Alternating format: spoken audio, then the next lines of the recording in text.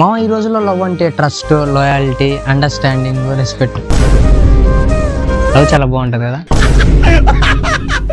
ఇప్పుడు అలాగే ఉంటదా? బొచ్చేం కాదు, లవ్ అంటే బ్రేకప్ ఇంకంతే. బీటెక్ డిగ్రీ వాళ్ళు లవ్ చేసి బ్రేకప్ అవుతుందో లేదో తెలియదు కానీ ఈ 8th 9th వాళ్ళ మటుకి కంపల్సరీగా బ్రేకప్ అయితే ఇన్స్టా వాట్సాప్ స్టోరీలో చావ దింగుతారు. కానీ జీకి లవ్ అనే ఇండియన్ స్టార్ట్అప్ మీ లవ్ స్టోరీకి ఇన్సూరెన్స్ ఇవ్వబోతుంది అనమాట. కాన్సెప్ట్ ఏంటంటే మీరు 5 years పాటు ఇన్సూరెన్స్ పే చేయాలి.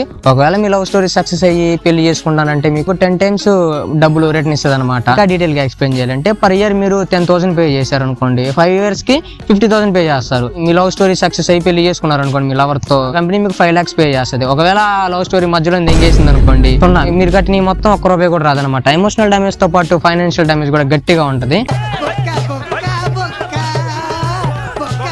ఎవరైనా ట్రూ లవ్ గురించి మాట్లాడితే ఇన్సూరెన్స్ కట్టమానండి, కొద్ది మూసుకొని సైలెంట్ గా ఉంటారు.